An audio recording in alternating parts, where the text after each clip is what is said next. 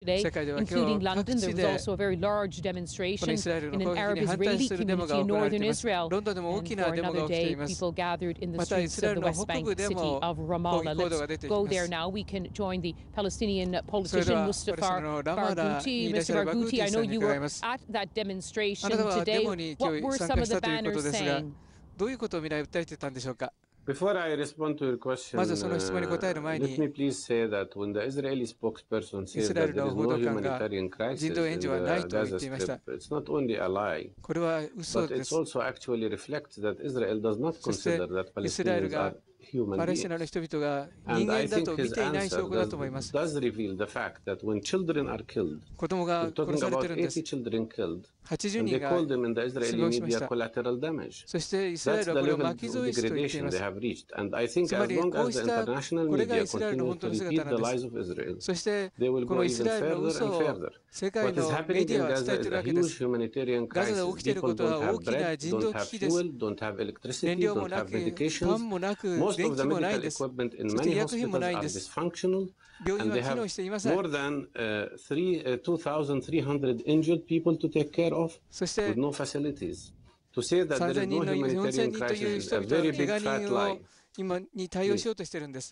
What you say then to his point that rockets fired from Palestinian militants in Gaza are also hitting Israeli towns and villages across southern Israel? How many Israelis were killed? 4. How many Palestinians have been killed so far? It's 455. Schools have been attacked. But do you also condemn these rocket attacks? Of course. I condemn every violence. I am a man of non-violence. But I always said that this new attack of Israel has been precipitated by the Israeli attacks. They broke the ceasefire back in November. But the world media keeps repeating the same Israeli lies, that it was the Palestinians who broke the ceasefire. Today, all Palestinian groups have announced that they are ready for ceasefire. Israel is the one that insists not to have a ceasefire. And now they're attacking a mosque full of people who are praying. If a Palestinian hits a church, let's say, or hits a synagogue, what would the world reaction be? Tell me, if out of the 455 Palestinians killed today, there were 55 Israelis killed, the whole world will be up in arms. Why? Aren't we equal human beings?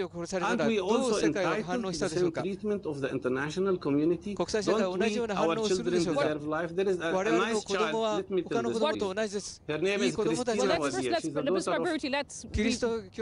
of...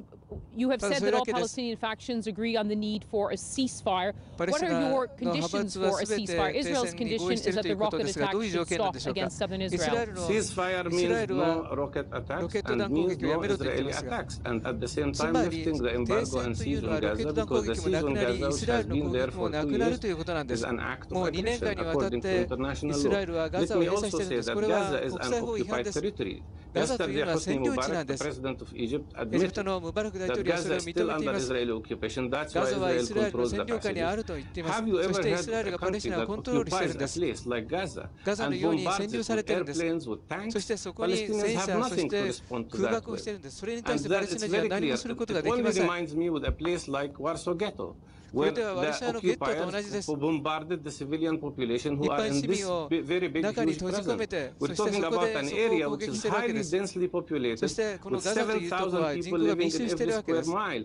And then they bombarded from air, from tanks, from everywhere. This massacre must stop.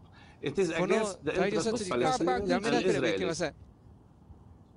Mustafa Barghouti will have to leave it there, but thank you very much for joining us from the West Bank city of Ramallah. So Palestinian anger deepens and